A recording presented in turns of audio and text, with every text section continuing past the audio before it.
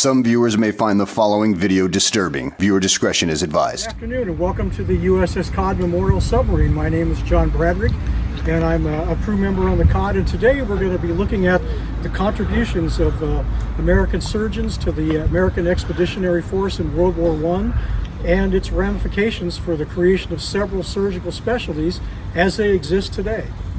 Again, I'd like to give thanks to Dr. George Schaeffer, a plastic and reconstructive surgeon from Columbus, Ohio, who was a major part of the American Expeditionary Force in World War I, who also, these pictures come from his personal collection.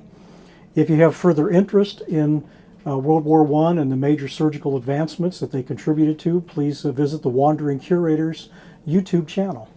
Good afternoon, my name is John Bradrick. I'm a USS Cod crew member. This is my 13th year as a crew member on the Cod. Before that, I was eventually became retired, but in my previous career, I was an oral and maxillofacial surgeon at multiple institutions, including University of Texas, University of Chicago, Cleveland here, and I taught a residency program. And today we're going to talk about some of the major revelations that World War I imparted upon the future of both plastic and reconstructive surgery and oral and maxillofacial surgery. We're going to go through a couple of patients to try to demonstrate the differences in that. The first one's a patient here that obviously lost his right eye, and these were very prominent in World War I because of trench warfare.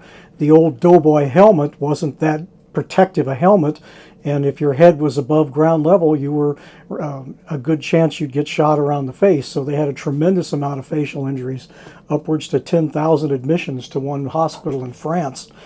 So what the Allied Expeditionary Force did in World War I was they got some of the most sought after and best surgeons in multiple countries: France, Britain, United States, Australia, New Zealand, and gave them commissions, mostly as field grade officers, and they went and worked in the hospitals in the war zones and took care of these patients.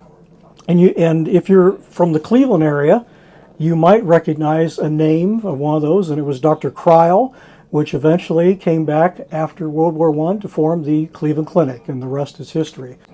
So the first one is a gentleman that lost an eye, his right eye, and before some of the discoveries that they made to change surgical practice, not much would have happened with these kind of patients. They would maybe wore a black patch or something over their eye. But after debridement and cleaning of this wound, then they replaced it with an ocular prosthesis hooked onto a set of glasses that the patient would wear. And unless you had a trained eye and looked real close, this was invisible to most patients. So that was a major help for patients. It is important to briefly mention some of the major surgical advancements that came out of the World War I theater.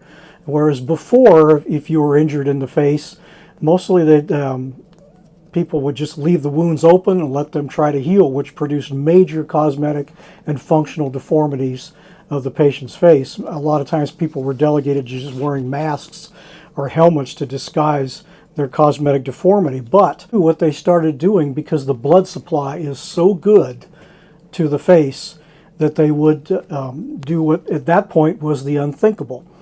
They would just clean these wounds, they would debride them, but not remove any bony fragments if they were attached to soft tissue, which meant they had life-giving blood supply still attached to them.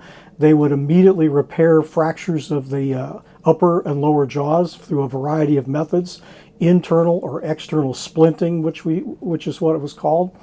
And they would basically put things back together, suture them, and sometimes put drains in the area to get rid of any pus that would form. But that was a major change in treating his patients, and the results were much better than what they used to do, which was pretty much nothing. Here's our next patient that we're going to discuss from the Fort Henry Hospital, and this gentleman lost a part of his nose.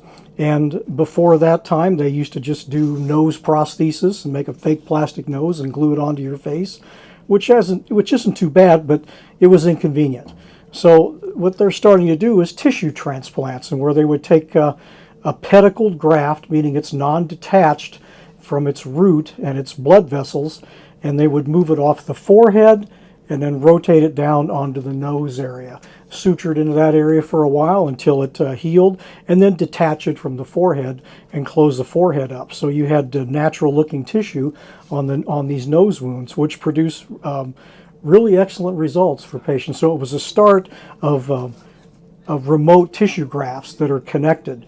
These things changed in the 1980s for a different method, but they're still based in pretty much the same thing. This particular injury from this patient, also at Fort McHenry, looks like he had an injury to his orbit, his right orbit or eye socket area, with laceration extending back to loss of the top of the ear on the right side also. This is also another excellent surgical result. I do not know if that's a fake eye. I don't think it is, but here they could replace this ear with a plastic prosthesis, which actually looks better than a tissue graft on that for patients. But those were techniques that were born out of what they were able to do in the clinics with plastic and reconstructive surgery, and dentists were involved in these type of cases also, as they still are today. Another thing that's important to mention is that these techniques and cooperation between dentists and plastic surgeons in World War I led to the birth of two specialties which are well known to everyone nowadays as plastic surgeons or plastic and reconstructive surgeons, and oral surgeons, or sometimes called oral and maxillofacial surgeons, because they covered the same area and worked on the same patients. So that was a landmark type of advancement. The next patient looks like he lost a part of the front of his upper jaw and also his upper lip, sadly, which is classic for a trench warfare type of facial injury. And there's external splinting on him with a wire frame that is hooked onto a skull cap, and there's a bilateral or both sides of tube grafts from his scalp going down to reconstruct his lip. And when that healed, they just disconnected it, hooked it back up to his scalp, sewed it back up, and now he has a new lower lip. The photo documentation is excellent for World War I, and these came from the personal collection of Dr. Schaeffer, who was a plastic surgeon in Columbus, Ohio, another Ohio connection for the American Expeditionary Force. This particular patient here sustained a major laceration to the left side of his nose and upper lip, which would have resulted in a fairly major cosmetic deformity and disfigurement for the patient. However, with rotation of tissue techniques, his wound is excellent and it's almost imperceivable on his face.